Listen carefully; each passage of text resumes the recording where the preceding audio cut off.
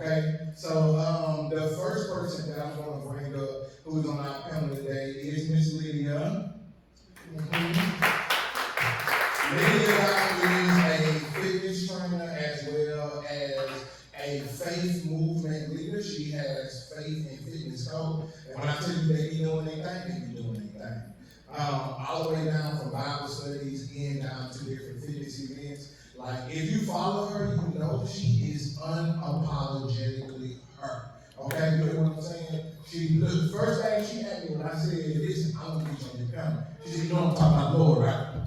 I said, listen, you tell me this, anything I can say, she makes sure you know she going to talk about the Lord. I said, yeah, that's why I got you. That's why I'm bringing you, okay? So just be prepared for that part. You will hear a lot of that from everybody, okay? So next, I'm going to bring up one of my dogs. Listen, there's a lot about him, but I'm going to be selfish for a minute and talk about him as my friend and brother. You know what I'm saying? When I first met him, I kept telling him, everybody he named, I kept saying, I don't know these things.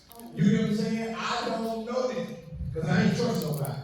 But listen, being around him for a year and being a part of the Good Dad Tribe, he has literally helped me expand my brotherhood and be able to have some trustworthy brothers. And those brothers have been able to be a backbone for me in this season of a lot of transition, a lot of moving parts, and at the same time, God elevated me. I've been able to lean on them brothers. So listen, he is my trainer. You get what I'm saying? And he is the founder of the Good Dad Tribe. Y'all give it up for Marquis Day. We call him Keith, but I figured I should say his love name. You know what I'm saying? Marquis Day. You know what I'm saying? Okay, next we're going to have another really special panelist. I met her, I think about a little over a year ago. And what was so cool was she opened up a podcast studio in Arlington, y'all. Really nice, amazing space, amazing team, fully equipped studio too. So you don't go in there and have to sit down and wonder. Like, she opened up the type of studio where people who don't know what to do with their podcast, you can come and get production, you can come and get help. There's always somebody at the front desk, and that impressed me. And I didn't know it, but I was their very first customer. You know what I'm saying? And we've been rocking ever since then. If you ever have seen her, like, I noticed her somewhere, she's a podcast favorite. That's the content we were doing. And we got to start that. She got some little fairy wings now. And so she helps and talks to me about podcasts. But I want y'all to give it up for my next guest. Come on now. This is a radio, y'all. Radio Whitfield.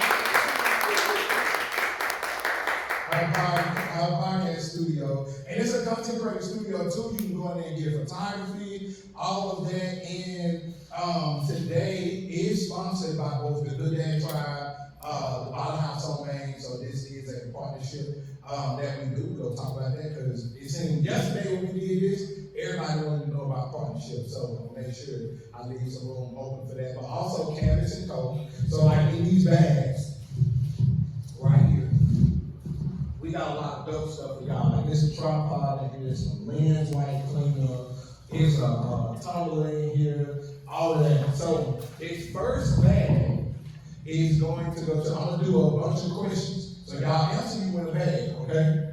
So I'm gonna try to listen. Add excited because you don't count. You get what I'm saying? So when I post it, we talk about some, can you take it down? Absolutely not. Soon. Good luck with the government filing because the IRS can't do the test. You know what I'm saying? Okay, so first, what I want to know is, who in here knows more than 5 people's names? This cannot include Tiffany or Andrea or myself, okay? Because I didn't invite you. Okay, you do, Vanessa? Ain't nobody else? If you got, okay, let's start with 3. Y'all ain't get 3 people's names up there. I can't get country. Y'all don't know 3 people's names? Okay, Vanessa said she I got Denise Douglas, LaKendra Waters, Bougie, Sean, Mimi, Deborah, Shawanda. Anybody any challenges? I mean, she on first and last. Like, y'all are not playing with Vanessa. Listen. And shout out to Vanessa. Okay, so you win the first bag, Vanessa. Y'all give it up for her. And y'all get that. So this is the event y'all come to, but we have been having events all week. So Wednesday was podcast day. Thursday and Friday was content and marketing training where you can come get there with me hands-on in person. Saturday was BeatLife Fit Day, and we got this. So Vanessa, y'all, is all the way from New York. Okay, so she flew down. She's one of my clients to come and work on her content and marketing. She bombed too, y'all. So we got some things lined up. So y'all give it up for her. I'll be in here all the way from New York. So this is Bougie. She got a government name, but we just stuck calling her Bougie because that's her brand, is Bougie Customs. And she came all the way from LA, y'all, all the way in California. So y'all give it up for her. So y'all now people be wondering if I'm about that life now. I got clients everywhere. So y'all gonna take care of me. I can pack up and go somewhere else. Okay, so my next question is, that was who knew the most of my names? Who knows 3 facts about somebody that you network with in this room? And it cannot be somebody you came with. Raise your hand. You gotta know 3 facts about them. Okay, I was so going to say, I'm disappointed. Lord have mercy. Okay, so I know you talking to her, so is it about her? Yeah. Give me 3 facts about her. This is Shawanda. Shawanda has raised 3 boys. She works in import. She works in the import business. And she lives in Blue Mountain. I ain't gonna hold that against you. I ain't gonna hold that against you. That's good. You done made you a whole woman. Yeah. Okay, now hold on. Let me put you on the spot real fast. So now you got to give me 3 facts about her. Or what you doing all the time? Oh, okay. So this is Miss Deborah, and she works with mental and substance abuse people. She's a therapist, and all of her kids are grown. She's going on a cruise, an 8-day cruise, in a week. Next week, right? Next month. Okay. That's Good, okay. Now what I'm talking about. We games because we really do want y'all to get to know people. Most of the time, when y'all go to events or business events or networking events, y'all leave only with the same folk you came with. That ain't the goal. You get what I'm saying? You literally will connect with somebody that will change your life.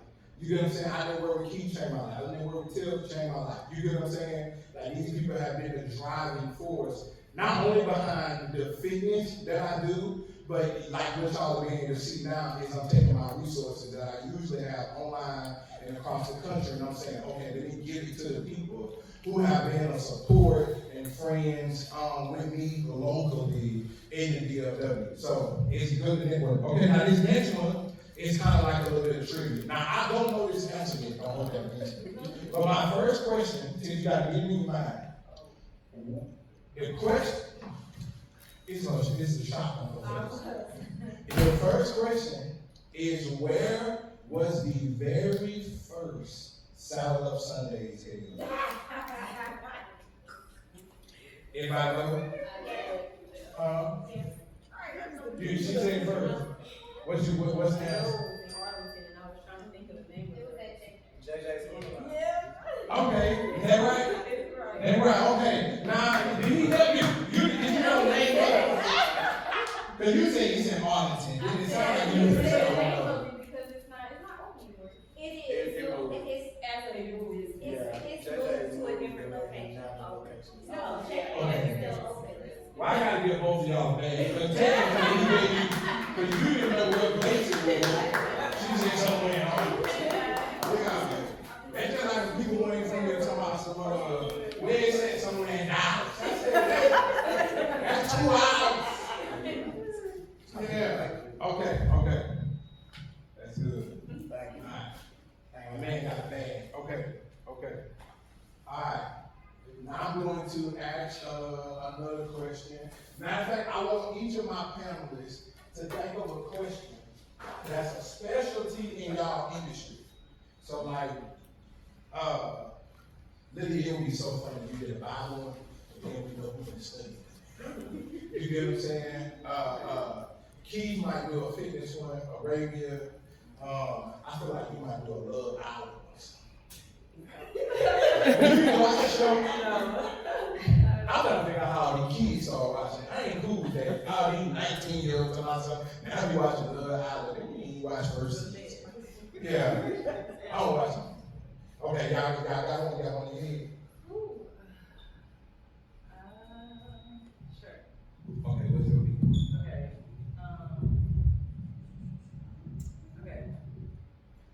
Name 5 books, in 3 books in the Old Testament. It can't be the first 5. Ooh. Can't be first 5. Can't be the first 5. If you really grew up in church, it's kind of like true question. I already got bad, but Jasper. Well, let's say somebody else get first. Any other take first? Mimi, huh? You said Okay, go ahead. I'm gonna go for it. Ecclesiastes. However you pronounce that. James and Old Testament. oh, I was saying the buzz. okay. That is the new Testament. Malachi, and Obadiah. Joel, Malachi, Obadiah. Give him 2 more. 2 more? Yeah. Psalms, Proverbs. Ooh, them Oh, you know Yeah.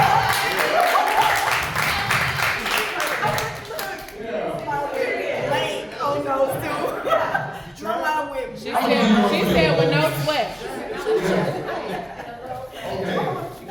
You got the question? Thank you. Yeah.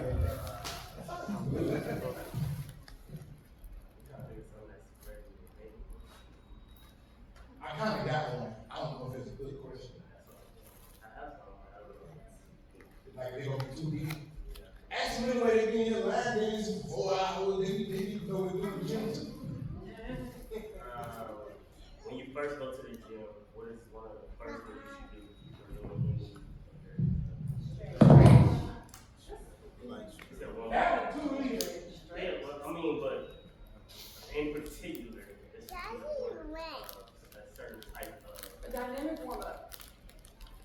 Okay, I would give that to you, but there's something that you should be doing before you guys. Did they answer? Did everybody just say stretch?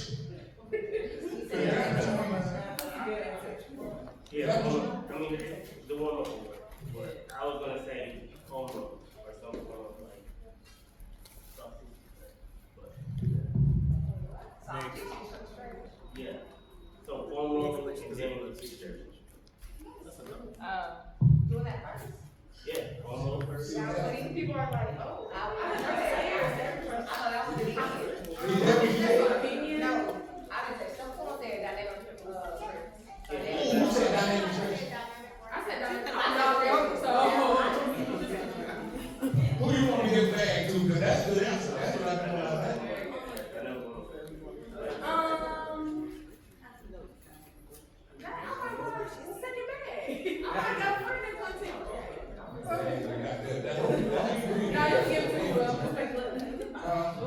Okay, well, let me ask a follow-up. Well, let me do a radio question, because I got one of my own, and that's how we decide the last of it. Okay, well, you got some questions? No. No, I have no questions. Let's see. Maybe I'm a podcast. 2000? I did, but I was trying to make it a little challenging.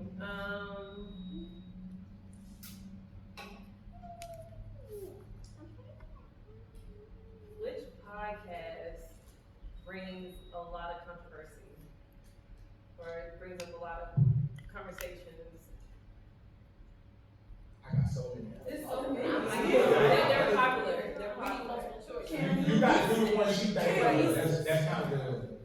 So throw the one out you got, whoever got the one she Let's thinks. try to narrow it down. Like, They get one to eat. like, sports, love, Black community.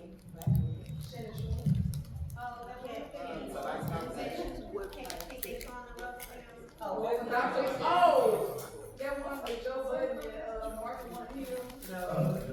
Is it a woman or a man? They said, is it women or men on it? You gotta help them out with the tip. Is it women or men on it? They had their own conversation. Okay. Is it women or men on it? Both. As hosts on the podcast? Ooh.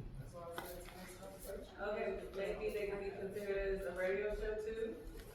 Breakfast Oh, that's good. Who said it first? I did. Okay. You ain't got no bag. Did you answer? She answered. Okay, last two, then we gonna get into it. See how much we learned?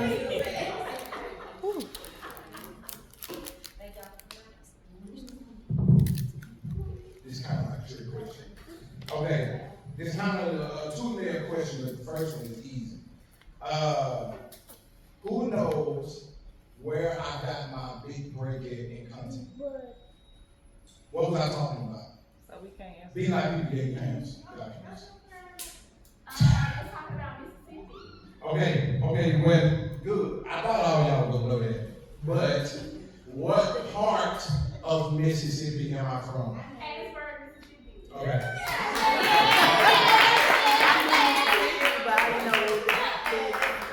This is good. She from Mississippi, y'all, so I kind of need that together. And you get the last one. I think that's everybody got one, huh? Well, I got a lot of stuff I got to eat. Yeah. She gets up all the time, y'all. She gets up all the time. Okay, y'all give it up for all of yourselves.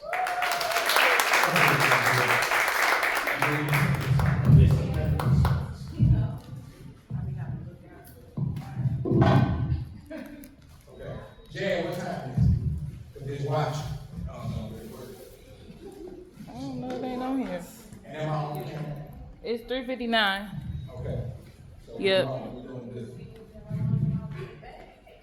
Okay, so the very first thing I want You right y'all here, to though. know, I want everybody to do this as an activity that we do while we talk. We did this yesterday as well. I want you to think about it. If you started your content in entrepreneur journey, full force, meaning no holding back, none of that, right now, where would you be in 3 years? Where would you be in 3 years? And I don't know is not an answer. It's a problem. Okay? So, y'all can even put this in your notes. I want you to write it down. In 3 years, if you did everything you knew to do, everything that you learned that fits you, where would you be in 3 years? Okay?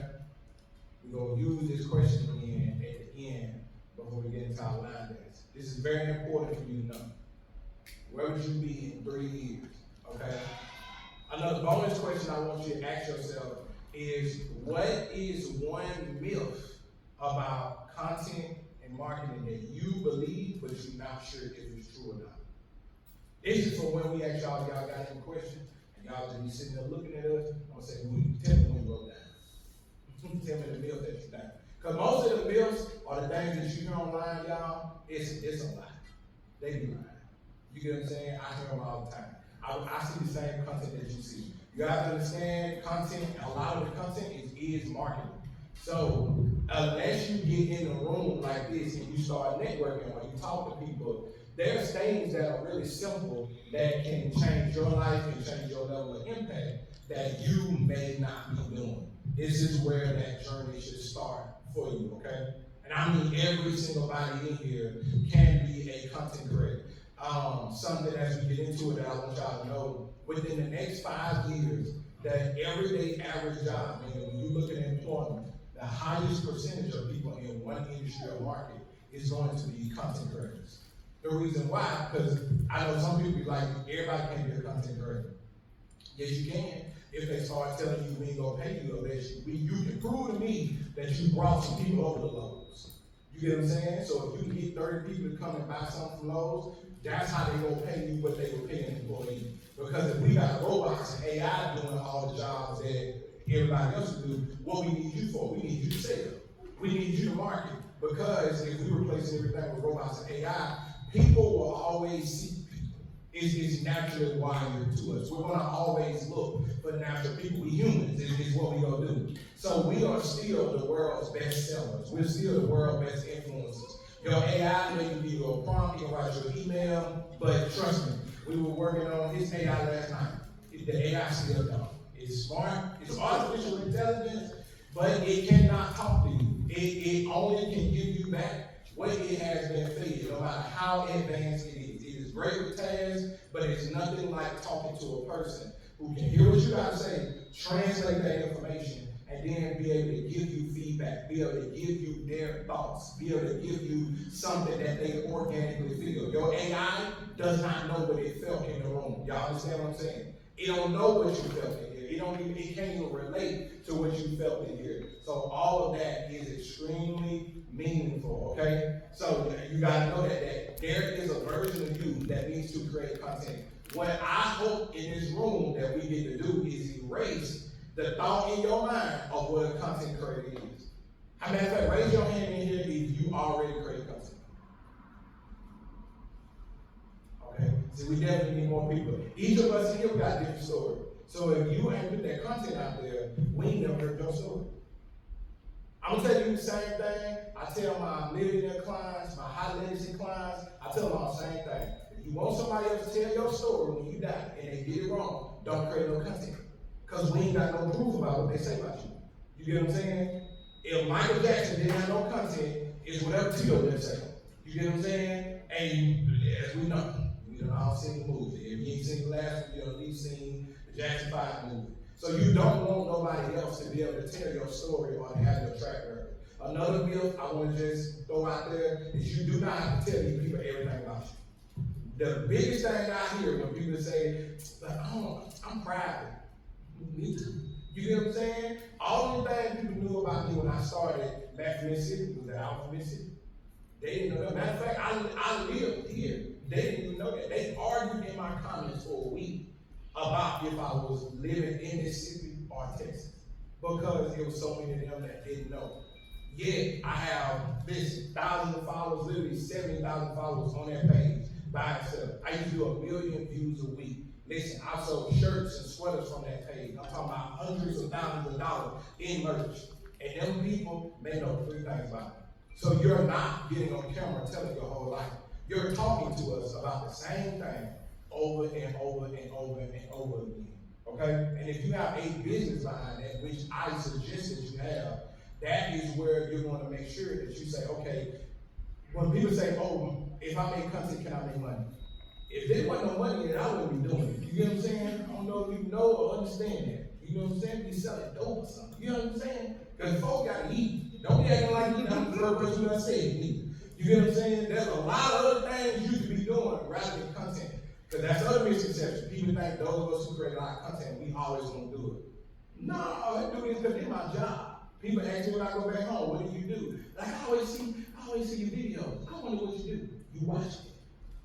What you're watching, there is a business behind it. If you keep seeing my merch, you like, bro, I always fly. That was the business behind that content. You get what I'm saying? If you see me coaching somebody, and you like, man, that was some really good gems. I need to make him my coach. That's the business behind the content. When you see me working out, and then you like, ooh, I want to go work out with them. I have an affiliate with these people. That's the business behind the content. Do y'all understand what I'm saying? Everything you see, we making money from it. No matter how funny, no matter how exciting it was. A lot of y'all seen the video the other day with me and him when we kidnapped somebody and threw him in my trunk. Well, I kidnapped somebody and brought them to him to come to the workout. Guess what? That video is a marketing video. It was presented as funny, so that the algorithm would fight against it. But that video is there for us to make money. Does everybody understand? Okay? Okay, so that was just some tidbits to kind of let y'all know kind of what y'all are getting into in the room. Once again, if you happen not to know me, my name is Matt, also known as BeatLife Matt, also known as Fitness CEO, also known as Matt from Mississippi, also known as Juicy Style, also known as one of the dads who we did that tribe. You get what I'm saying? Somebody said, well, you got 5 pages. This way to make that money. You get what I'm saying? So my first question is going to be for you, Lydia. And you are unapologetically, authentically yourself. So really, I have a two-part question for you. The first one is, number one, what gave you the bravery to do that, especially online, because all of us got some fear one way or another of what people are going to think, right? But you push past that fear, if any, all the time.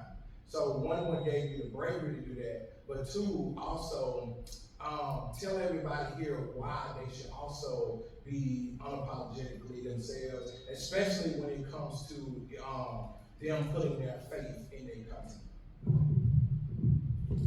Hey everyone. The truth is, I'm actually not. That's actually something that I'm like working through. I think that I'm relatively authentic, but I think there's still like a little part of myself that I'm trying to get back to. Just because content creation sometimes can be very mental, and people don't talk about that side of things.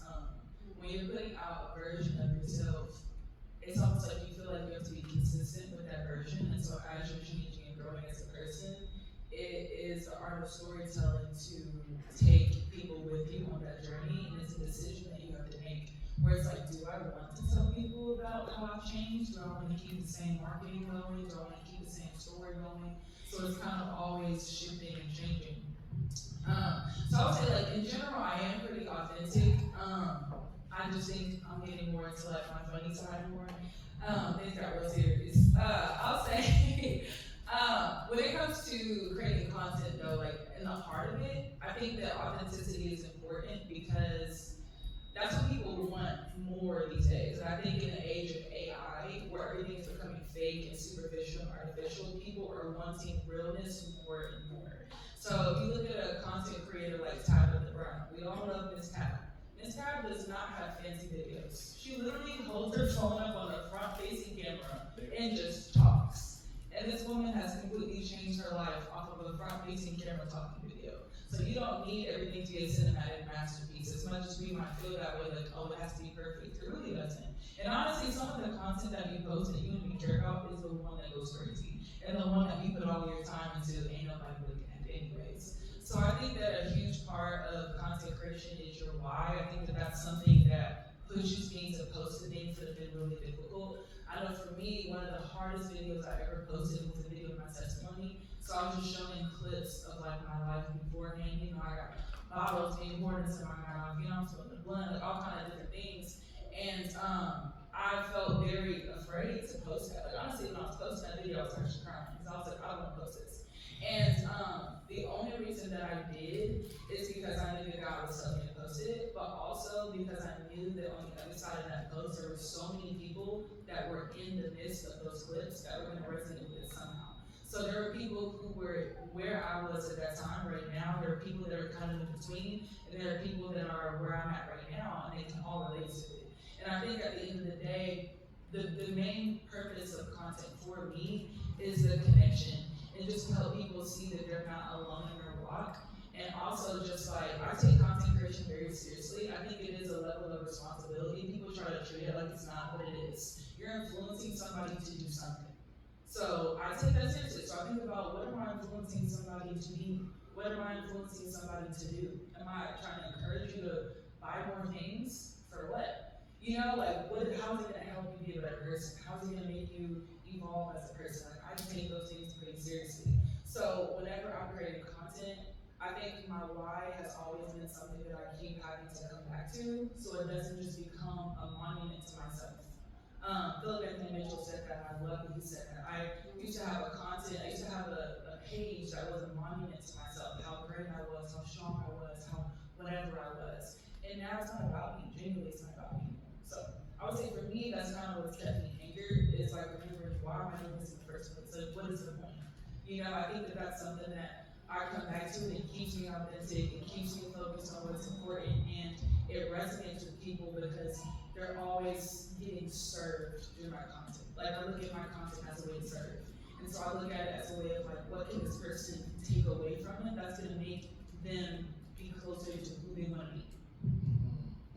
What's something that always brings you back to your why? Like you said, you often come back to it to realign yourself.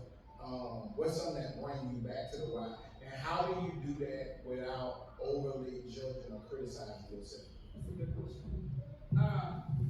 Honestly, it's a journey because we kind of all have to go through that little jump and figure it out.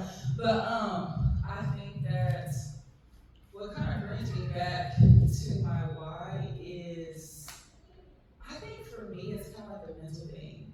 I think once you start to feel the anxiety of content, like once you start to worry about numbers, and once you start to worry about how something's gonna do, or all those different things, or you start to get into a mindset of comparison or competition, and all those things, you start to be like, oh, but I gotta post this. Like once I start to feel myself go into that place, I'm like, okay, Lydia, let's bring it back to what's important. You know what I'm saying? Like it should be fun, first of all. Like, it should be fun. There should be an element of fun to it, but also when it comes to the discipline side of it and the consistency side of it, what is the point? Because if you don't have a why, it's not going to be fun. It's not going to be fulfilling. It's not going to anchor you. We say that even fitness. If you don't have a why for reaching the fitness goals, you're literally just in the gym for no reason, bro. Like, you know what I'm saying? There has to be something that you're working towards. There has to be a goal. There has to be a why or a push or something. Because if you don't have that, like being anchoring you, then there's no purpose in it.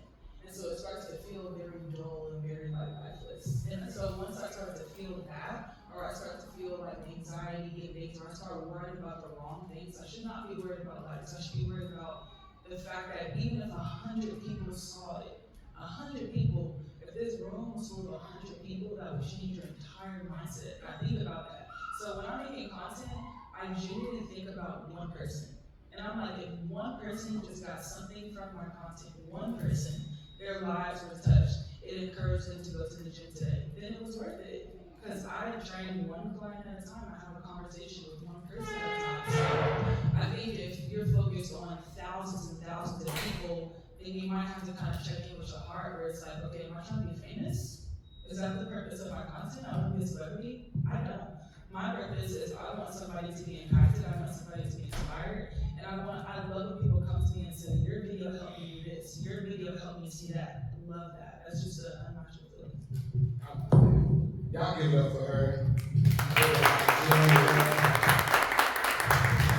Now, also, Keith, on another end of the spectrum. Keith, y'all, I can tell y'all, wasn't like, oh, we need to create more content. Keith is not a content creator at all. Keith like, we need to pop out of the streets. You know what I'm saying? I ain't talking about the negative noise either. But he is an in-person vibe type person.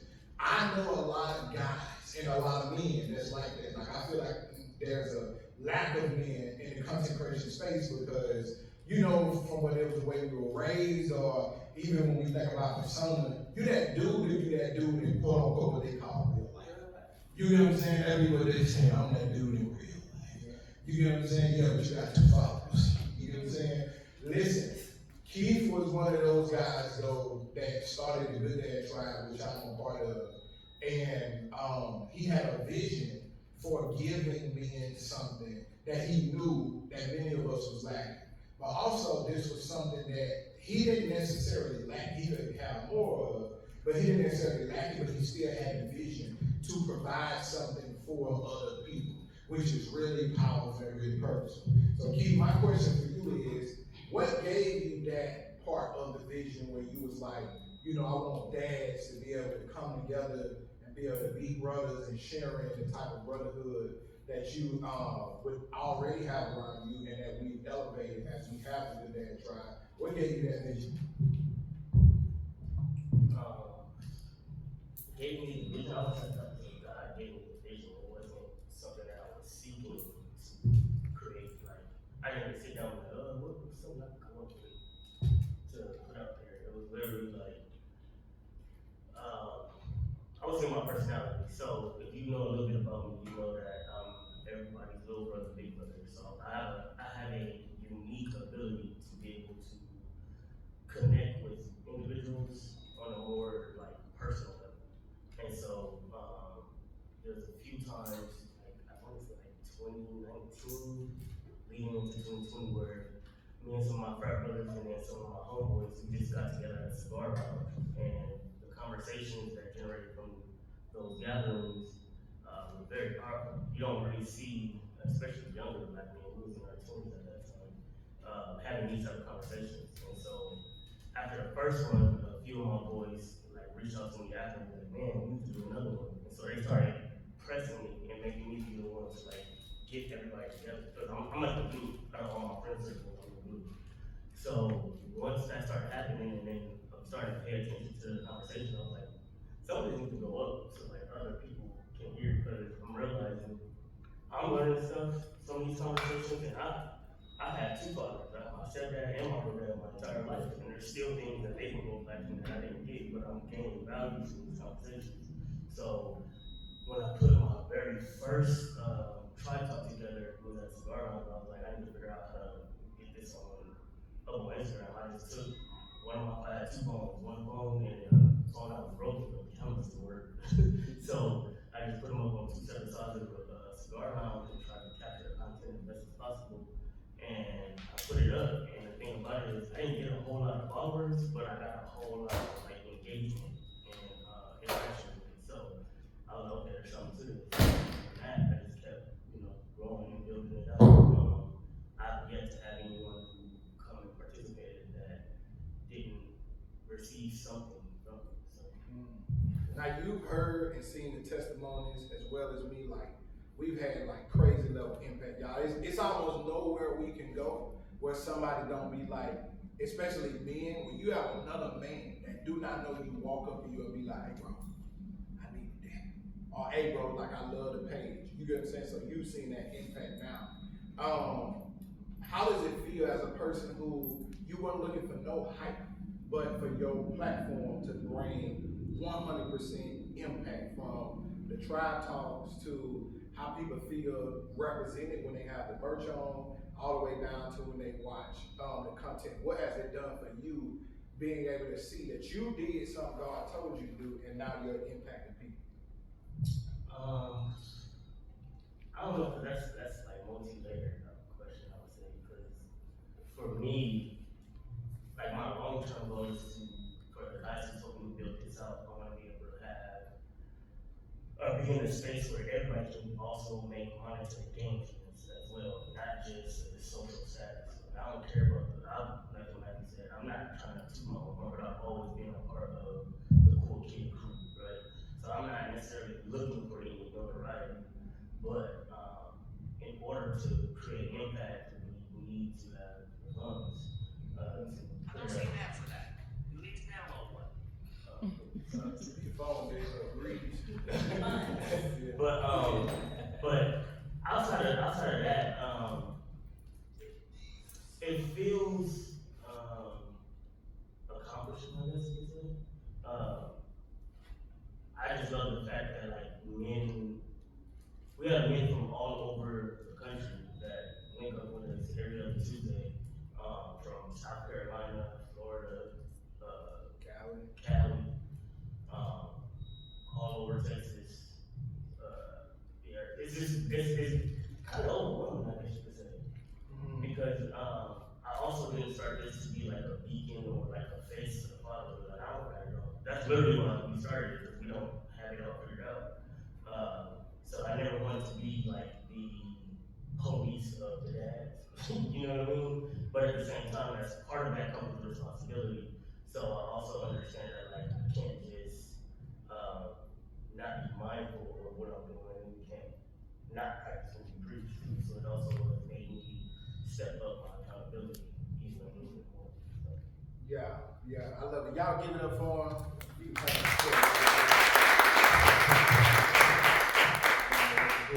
Y'all getting in these gyms? You're taking them in now.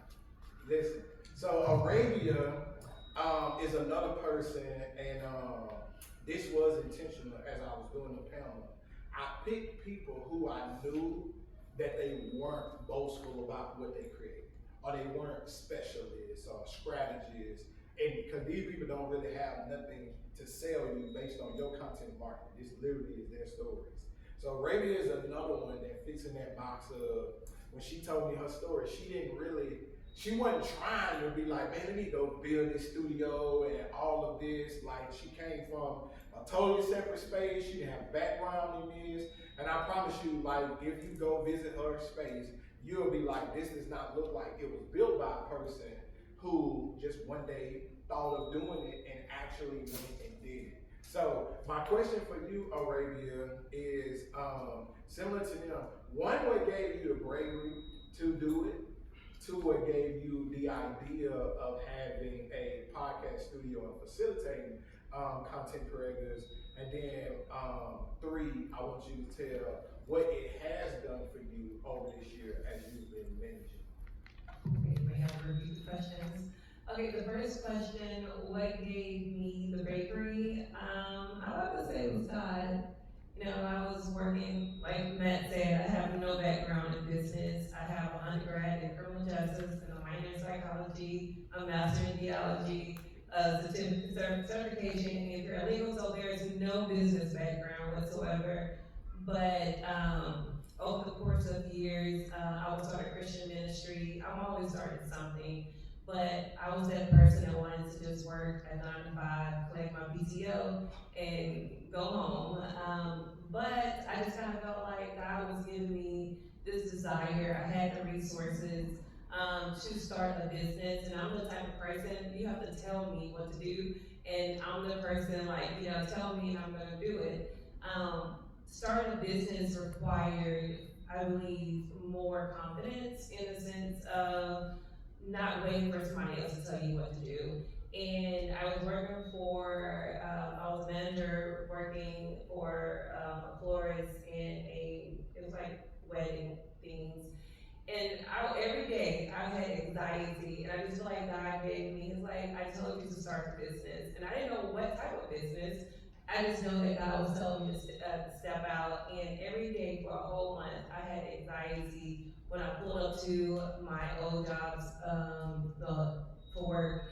And I just was like, okay, let me just put my resignation in, and you know, just let them know I'm not going to work there, and go file my. I think go and file my LLC. But before, I was contemplating on if I should do a franchise or start a business from ground up, and I was going towards the franchise area because, again, I have a blue book, or they tell a blueprint, and they telling me what to do, so I was just okay with that. But I felt like that's not what God was calling me to do, because it required for me less faith to, like, if someone's telling me what to do, then that I'm depending on that information. So God gave me the vision for content creation. I was having a conversation with my sister.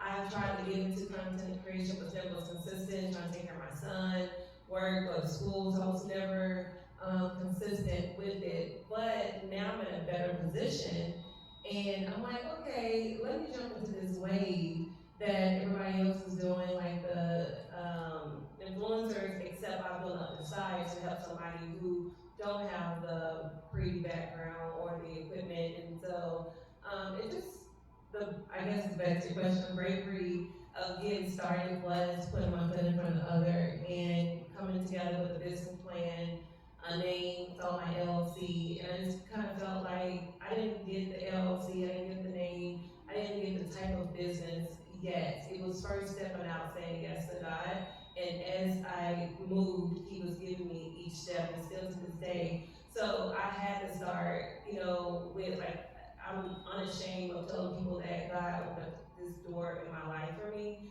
because He is the CEO of Cancer Co Studio. I love that. I love it. Okay, now what has it done for you over this year of running your own business? Like you said, this your first business, this your baby. What has it done for you? And not only what has it done for you, what's been the most difficult part? Yes. So what has it done for me is build that confidence, is to be able to speak to people. Like, I love people, I talk to people, but I get nervous when I have to make the first introduction or anything like that. And so for me, it made me have more compassion for companies, because I'm not a big business company, I'm a small business company, and a lot of things that, even though that I felt like I was a great employee when I was working for a corporate or for my church or something like that, they still had, I didn't understand some of their procedures and their systems. I just thought sometimes it was dumb, why they having us do this. But now I guess I have learned appreciation for systems and procedures. And then also, I think it's important to build a foundation that is stable and that will withstand anything that comes against you. And I feel like what it has done for me is make me more open to people's backgrounds because, it took me out of what I was comfortable with, and it brings people from different walks of life inside the building. And people who are creative, they come in and give me their ideas. It's very cool. And then also, I find myself doing some consulting, something I never did, so it is, I guess it is being open and fluid, letting God be fluid in your life to open up those doors that He has called you to, or those skills. So it's just letting go part by part. And like when I get into the consultation and talking to somebody, it's like use your skills to even just speak life into whatever they're trying to do. So I get a lot of believers that come. They don't even know that I'm a believer, but they come, and to me, it's God's way of saying, I see you, and it's trusting Him. So I would say it's being more open to be challenged and expanded, beyond what I'm comfortable with. And then also, what's been most difficult? Okay. I would say saying no. Like, I realize people, they find out who I am, and I'm not like Matt said, I'm not the person, I won't tell you unless there's a purpose of me telling you. So yes, I'm not, but when people do find out who I am, everybody wants a meeting, and everybody has an idea, and everybody wants to collab. It's just like, yes, and I have to always follow, like, my old boss. He used to tell me how people always have these great ideas, but this is not the direction we're going. And it just stood with me. And it is. It's like the North Star. It's like if I have a mission going this way, there's always going to be somebody that says, oh, you should do this way or that way. And if you, constantly just follow what everybody else is saying, you would never get to the North Star. So I think the hardest part is saying no. Not that it's a dumb idea or it's not, helpful or whatever, but that's not the direction I'm going in. So it's saying no to things that is not in alignment with the direction I feel like God is having me with Canvas and Co. And, like especially with my staff, I have a full staff, I have to tell them, like, hey, this is a great idea, but this is not the direction we're going in. So it's getting comfortable and being okay with saying no. And my no is not because I'm being mean, or my no is not because, whatever the reason may be, it's because this is not the direction. I'm the leader of Canvas and Co. And so I have to go a certain way that I feel like this is what, God is having me do. Or some people brands do not align with what I agree with. And so it's just like, I have to be able to create, not even, I have boundaries, and so it's being able to articulate that to people who don't understand, like, no, you cannot take new pictures inside the photography room. And so it's just like, so I'm just like, no. So it's just crazy. Some of the questions I get, but really it's saying, the challenge is just really, I guess my challenge for me is not to be a people pleaser and to say no more often, because no malice behind the no. It's just like that's a boundary. I love that. I love it. Yeah, you can give it to Keith. Keith and Lydia, I'm gonna ask y'all a question coming back this way too. Then we'll do Q&A. Keith, my question for you is, what has something being a business owner first and then having content creation behind it, both for your fitness and the Good Dad Tribe, what would you say to a person who, like, they may not want to be all the way in the content, but you have to benefit it? What's a benefit that you got out of it? From being like, okay, I gotta do this, and so I can do it. The content travels further than you ever can. So, say that one more time. content is going to travel further than you can. So, especially at being in the fitness industry, a lot of times when you first start off, it's word of mouth, right? Or even with good at like just getting people to come to a that conversation, or building out our Zoom calls that we have every Tuesday before.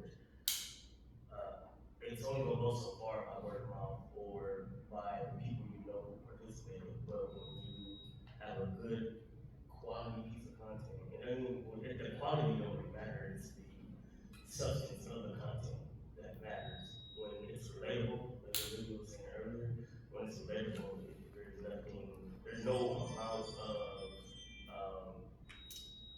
amount of marketing that you would pay someone that can get that content out there like that. So that's why content creators make a lot of money when you pay them to market, because I feel like it's one of the most unique ways you can get out there in the content space.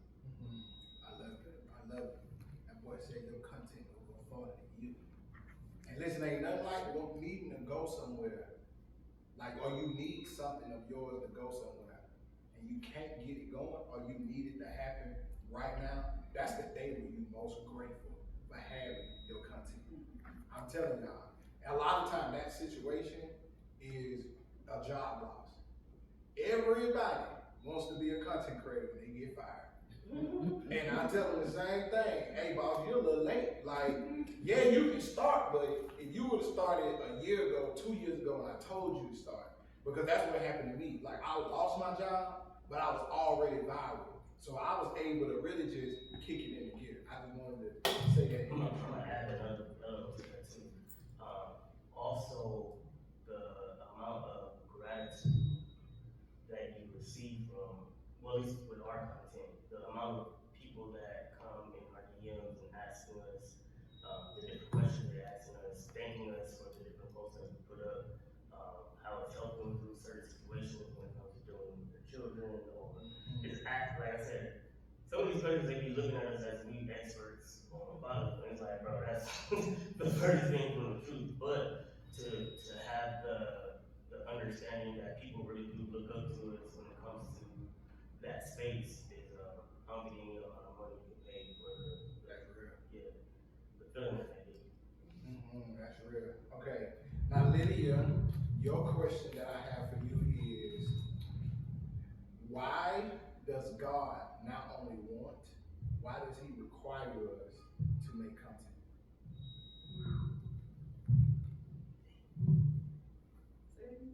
Why does God not only want us to create content, why does he require us to create content?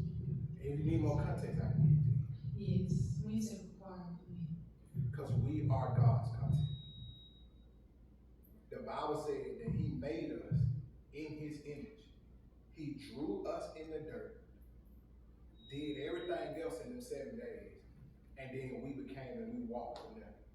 And the Bible said that literally the heavens and the host of it watches us. We are content. We are what he created that he gets to watch. That's your content. If you don't have something that you create that other people can watch and get impacted from, why are you going to ever tell me that you like God? Especially if you're not doing it because of an excuse, because you got to think about all the stuff that God went through being our Father. Not just that he's this almighty figure. Y'all got to think, the man created the earth, created us, said it was good, gave us a wife, and it was like, I feel like that was like a week later when the devil showed up, and he like, God, dog, I ain't even get to enjoy this for a week. The man flooded the earth, brought people back, they still turned it back on. This man came up with a plan, asked the angel about the plan, and they said, hey, we got this dude named Malachi, but we don't have no more prophets to use for 1,000 years, so you gotta wait. Y'all, we don't want to wait for nothing. Imagine being told, hey, I got a paycheck for you, but you gotta wait 1,000 years for it. You wouldn't want to hear that. If somebody said you gotta wait a year to get paid, you finna go do something else. You get what I'm saying? So we don't always think about what God went through, but There's literally a whole Bible. The Bible is content. We just look at it wrong because we look at it in what people did. No, look at it from a God lens. We are God's content. God gave us gifts. We show those gifts. We display those gifts. We impact people. He literally told us, go ye into the world, transforming and converting men. He told Peter, after you've been converted, go convert your brother. We got to be childish to think that I can do that on video now and impact more people, and I don't. That's the only difference. You got to stop looking at it. You got to stop becoming your own religion, which is your own culture and ways, and you not doing it. It's just a camera. It's just a phone. What matters is just like what he said, the substance in it. If I can reach one more person, we did an autism episode. Y'all, them comments still come in to this day of people telling me, and all I did was tell my story. You get what I'm saying? Of how I went through a bad experience of an IEP. Man, there's folks sitting there in real life like, man, it's giving me so much joy. Folks crying. The DMs that I got. Like, I couldn't reach all them people by myself. Y'all understand what I'm saying? And previous to content, you had to wait for somebody to give you a stage. You ain't got to wait for nobody now. You can pick up your own phone. You got your own camera. You got your own page. God took the limits off when he made social media. And I made it worse. Does it come with the bad? Yeah, but so does the earth. You get what I'm saying? Like, but he gave us this to be able to use. You have, just like you said a minute ago, you have a responsibility to be using it. You got your own story. If you die, I don't care if you become a millionaire, and the only people you fed is your kids, you are a disappointment to God. You're a disappointment. Because he gonna ask you, you need to tell me with all the power I gave you, you fed 2 people. You fed your kids. I got 3 kids. You fed 3 kids. You get what I'm saying? You gotta think, like, we gotta start holding each other accountable for that in a positive way. Like, that ain't the only thing that you can do. Like, come on, man, we can do better than that. Because there's a scripture that said, the wisdom of the children of the wicked is greater than the wisdom of the children of good. And you wanna know why that is? Because as people of God, our mistake in our faith, it ain't really faith, our mistake is our laziness. We all criticize ourselves, and then we think we're being safe by not doing it. That ain't how it goes. Jesus did not play it safe at all. He played it so unsafe, they killed him. Think about that. The man played it so unsafe, they killed him, and he knew they were gonna kill him, and he still did it. You think somebody wasn't, hey, bro, they talk, well, them boys would come get you. Them boys had the government. Think about this. Them boys went to the government. Man, let these folks come looking for y'all. You know what I'm saying? Y'all be tripping if the rent man looking for you, you didn't pay the rent. But let somebody come and kill you, so go. That's my expansion of that. Look, that doesn't answer the Well, question. yeah. No worries, brother. I was about to say you answered your own question. I still want Preach to it, hear. Pastor. Okay. What's your thoughts? Just to add on to what you said in the scripture, it's basically the core of 28:19. It's a really popular church, really influential. It's exploded, and the verse 28:19 is talking about to go out and make disciples. That's the Great Commission. That's what we're supposed to be doing. And it makes life very simple. When you're like, why am I here? What am I supposed to do? Why am I on earth? What's my purpose? Literally to shine and to make disciples. That's it. Because you just said God created us for the content, right? And so God doesn't make mistakes. And so the quirks about you, the weird things about you, the good, the bad, all of it, it's your testimony, it's your story. There's so much power, and like you said about the autism video, there's so much power. The Bible says that we overcome by the word of our mouth and our testimony. And so it's so important to tell your story because that's literally what unlocks somebody's breakthrough. So one, I would say that it's so we can shine, to be his creation, and I think that through your life, you give other people permission to shine. And so I think that is something that we all ought to do, is to shine as the content, to reflect the creator. I think that's the first thing, and the second thing is to go out and make disciples. So whenever, like I said earlier, when I'm making content, I'm thinking about that, and I'm like, okay, like how am I either shining, and just being a reflector, and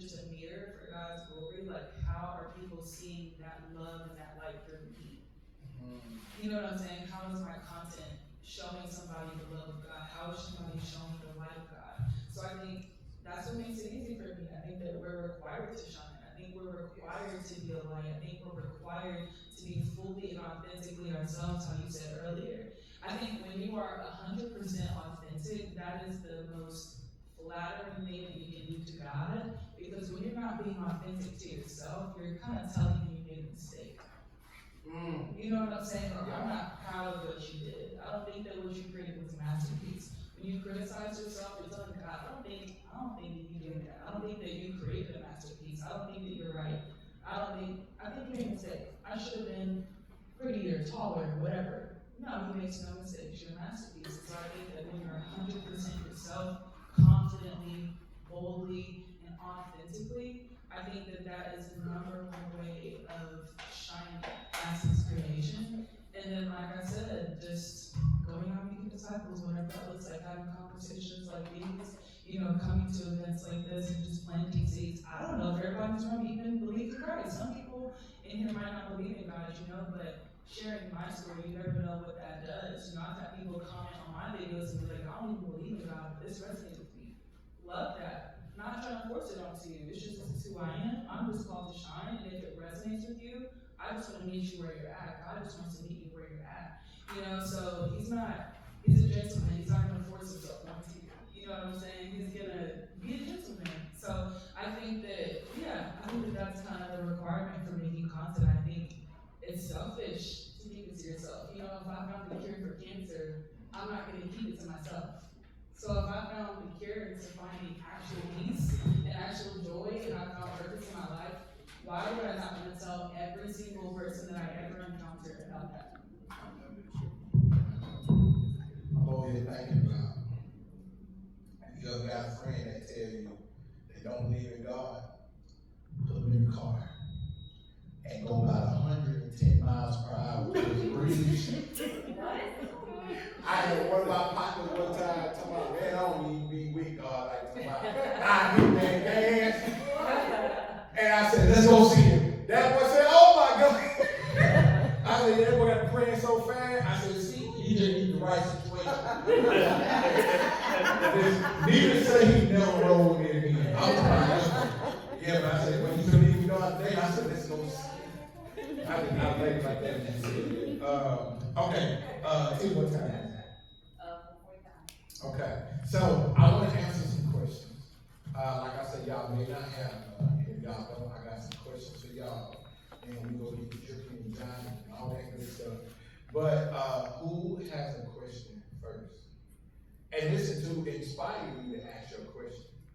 Ask a question that when you leave, you're going to say to yourself, man, I should have asked that question.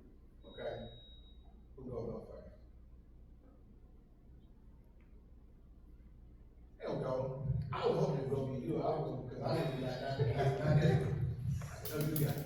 Go ahead. Yeah, because I'm really interested in this. So, just listening to the whole content information. What is all three of y'all's short-term and long-term goals now? Being in the position that you are now, what's the short-term and long-term goals? I'm really interested in that answer. I think a good question to clarify is, do you want to know like what's our essence goal, like purpose, or tangible goal? Like a tangible goal. Because like me putting some thought into this process and what content would I, put out there. Like I'm really seriously thinking about this. I've never really thought about it because I've been working on some other goals right now. But I thought to myself, wow. So knowing what you know now, where do you go from here? What's the short term and the long term goal? Mine really quick is to own facilities like this so that we can do this more often. Oh, okay. Because we have a generation that's coming up behind us that don't have a choice. Like our young kids, they're not going to have a choice to have content or not. It's going to be a class taught in school. It's going to be a part of their jobs. Even now, some jobs, they look at your Instagram. They look at your TikTok. They like, can you carry a brand or what is the representation of you? It's literally going to be a part of your identity. People will be able to scan your driver's license and see your page. You get what I'm saying? Like, it's a part of you. It's coming, you can't stop it. So therefore, I want to have spaces where we can do this more often. You get what I'm saying? That's my long-term goal. That and to really impact the entrepreneur space in the form of content, because there is still a large gap. There's a lot of people who are on the higher end who, there's Dan who has owned a Chevrolet dealership for years. Dan shouldn't lose his business because he can't run commercials. You get what I'm saying? We need to go over there and help Dan create content, because, and also there's people who need to know how to have a car dealership for 40, 50 years. My grandpa bought from you, my dad bought from you. How is you able to do this? I want more people to have access to that level of information.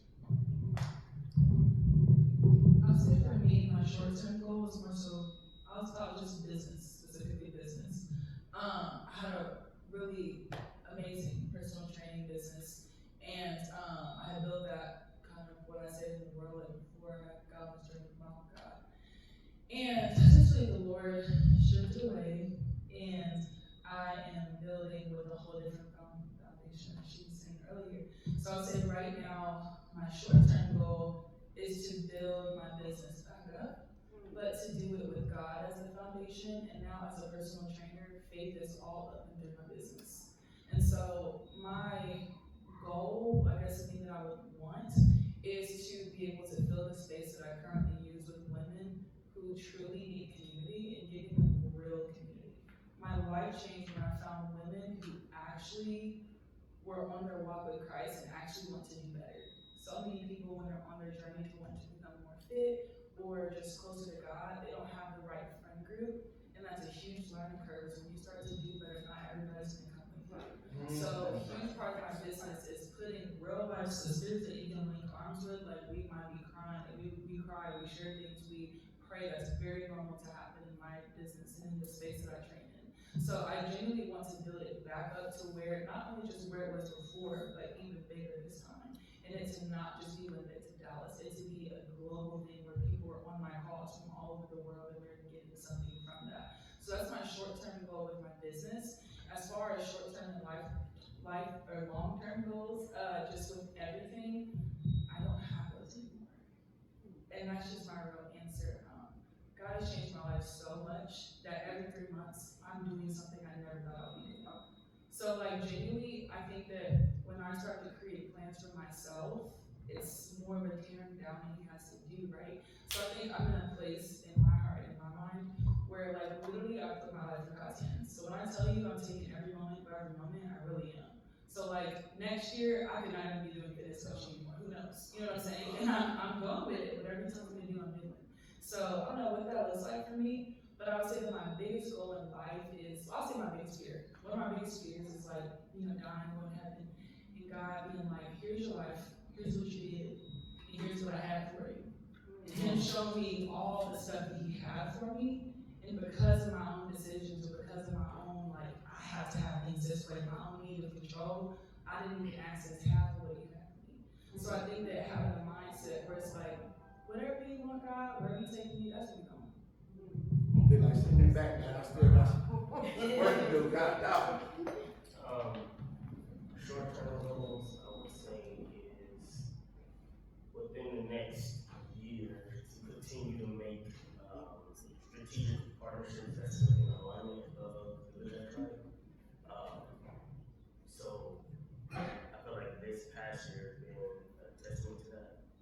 As he told you, like, building out just the brotherhood within the Lydia tribe, and then like there's layers to it. So it's like my close team, and then there's disciples, as you were saying, that were starting to that were trying to build out that came to us from the content.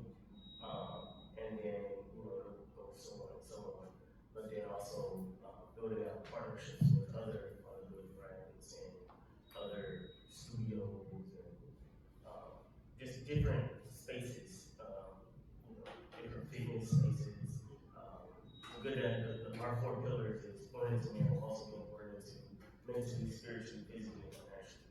So finding people and brands in those 4 pillars and creating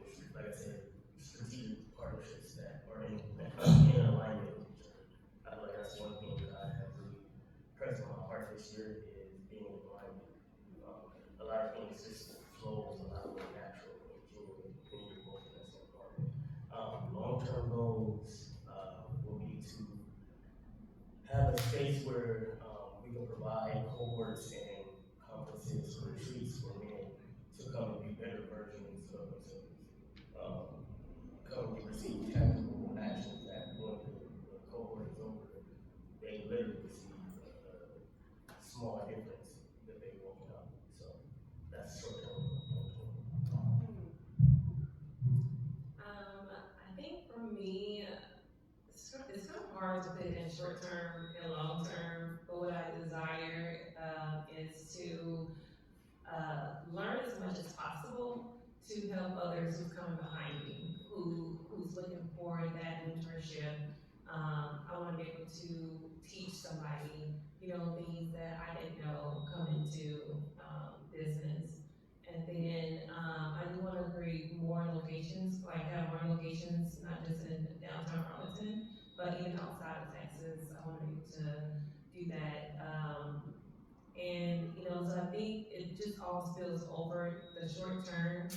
The short term for me is just learning, making those mistakes, learning everything that I need to learn, and then let's move up to the next and get the buildings, and then just do more on a corporate level. And just hopefully I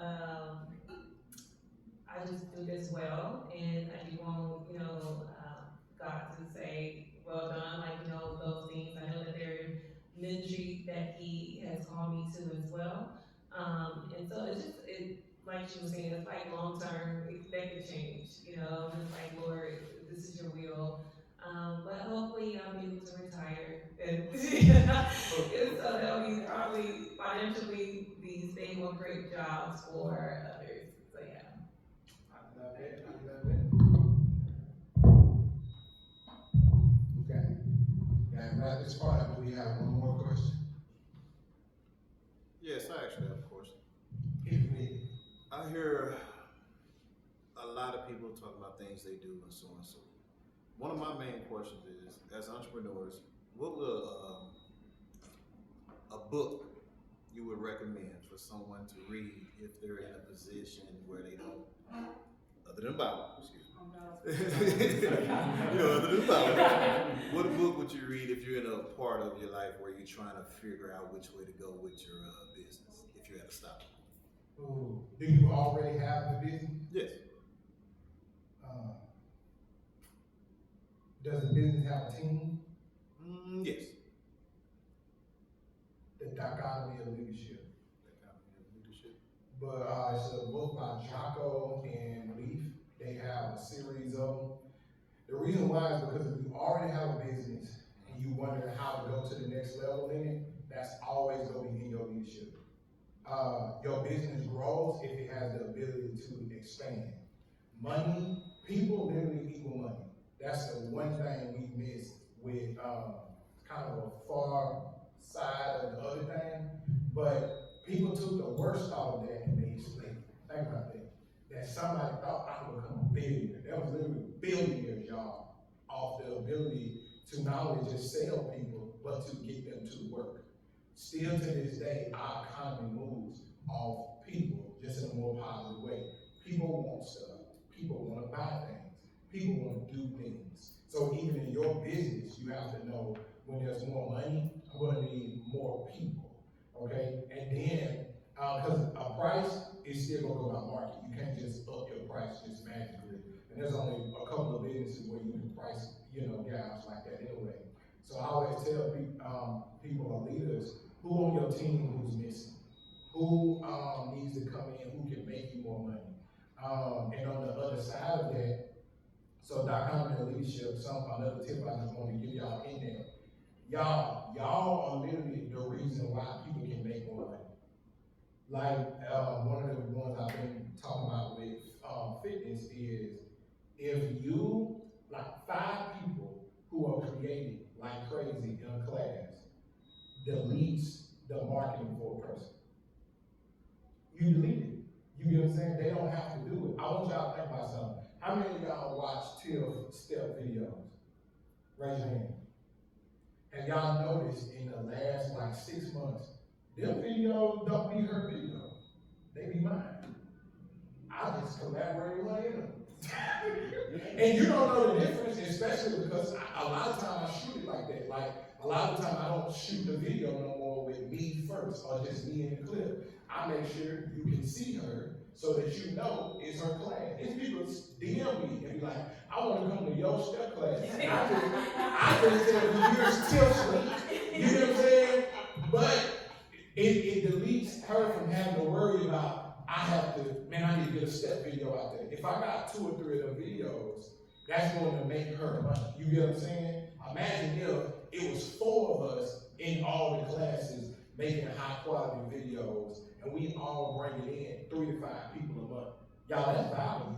You get what I'm saying? Now that's for you as a creator to negotiate, but you as a business owner, I just wanted to show where you paint that bridge. But that's the book I would recommend, because that book talks a lot about leadership, and it talks about different leadership situations where they solve the problem for the people.